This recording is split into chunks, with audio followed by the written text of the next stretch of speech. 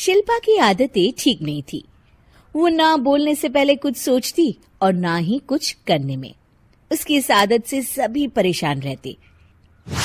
बहन, घर पर मेहमान आए हैं और शक्कर खत्म है, थोड़ी शक्कर दे दो, मैं बाजार जाऊंगी तो ले आऊंगी।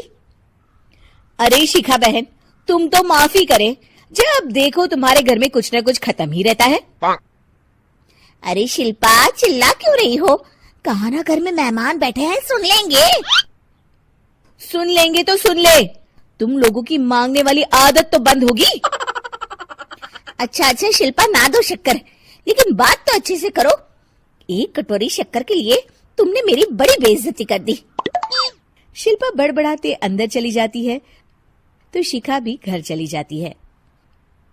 माँ, क्या हुआ?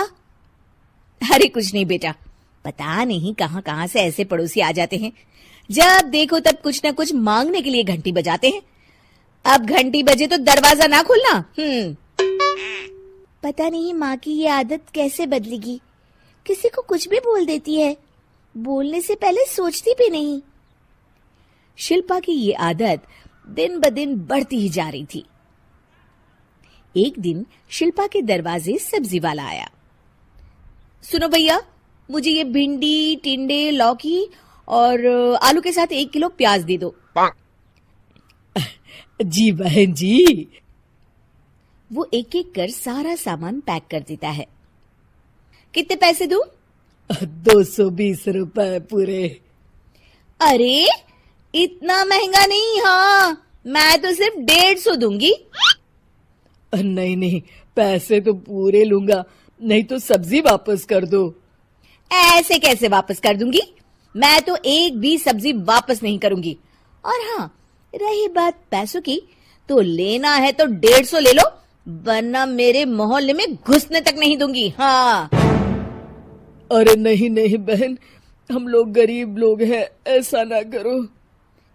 पकड़ो ये 150 और दफा हो जाओ। शिल्पा की बेटी अंदर से ये सब देख रही थी। शिल्पा, तूने तो हद कर दी।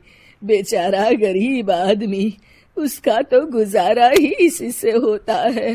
बोलने से पहले सोचा कर बेटा। माँ, आप चुप रहो, घर चलाना बच्चों का खेल नहीं। और वैसे भी इतनी महंगी सब्जी थोड़ी ना होती है। आपको तो सिर्फ खाने से मतलब है, लेकिन मुझे तो सब सोचना पड़ता है ना। शिल्पा की सास ये बात सुनकर दुखी हो जाती हैं। शिल्पा की बेटी शिल्पा की ये सारी बातें सुन रही होती है। शिल्पा की बेटी एक दिन माँ से कहती है, माँ, ओ माँ, जरा यहाँ तो आना। ओहो, क्या हुआ? क्यों चिल्ला रही हो ऐसे बेटा? हुआ क्या?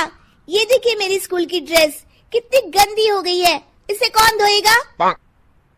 लेकिन ये तो साफ है बेटा, मैंने अपने हाथ से खुद साफ किया है। माँ, ये ड्रेस इतनी गंदी है कि मैं इसे पहन ही नहीं सकती। चलो, मुझे बाजार से नई दिलाओ। शिल्पा दुखी हो जाती है और वहां से चली जाती है कि तभी सामने उसकी सास मिल जाती है। शिल्पा, अरे ओ शिल्पा, ये क्या सब्जी बनाई है? ऐसे भी कोई सब्जी बनाता है? शिल्पा सास की इस हरकत से सख्ते में आ जाती है। अरे माँ को तो मैं जो बना दूं उन्हें वो पसंद आ जाता था, फिर आज वो ऐसा व्यवहार क्यों कर रही हैं?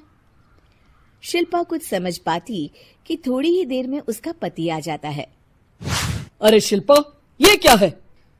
क्या हुआ आपको? ये मेरी अलमारी पूरी अस्त व्यस्त है, तुमसे कोई काम नहीं होता है। सारा दिन पता नहीं क्या करती रहती हो। अरे मैंने तो सारी अलमारी साफ रखी है। इसे तुम साफ कहती हो? ये तो पूरा कूड़ादान लग रही है।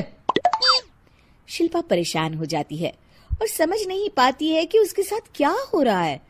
शिल्पा अकेले कमरे में जाती है और जोर जोर से रोने लगती है।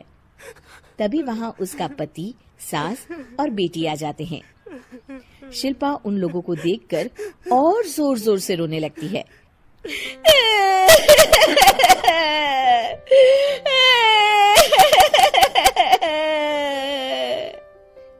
कि तभी उसकी सास उससे कहती है, क्या हुआ? यहाँ बैठकर रोती रहोगी या फिर खाने को भी कुछ बनाओगी? माँ, पहले आप बताएं, आप लोगों को क्या हुआ है जो मुझसे ऐसा व्यवहार कर रहे हैं? वही हुआ है जो तुम्हें रोज होता है। मैं समझी नहीं। माँ, आज घर वालों ने आपसे बुरा व्यवहार किया तो आपको कितना बुरा लगा ना? हाँ, मुझे बहुत बुरा लगा।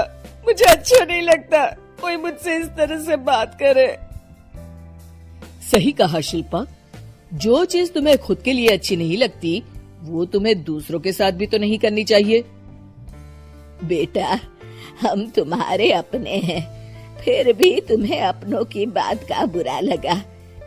लेकिन सोचो, जिन बाहर के लोगों से तुम ऐसा व्यवहार करती हो उन्हें कैसा लगता होगा। हाँ माँ, आप सच कह रही हैं।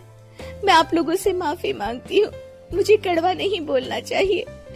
मैं समझ गई, मैं आपकी हूँ इसलिए आप लोगों ने मुझे सुधरने का वक्त दिया और मेरा साथ दिया।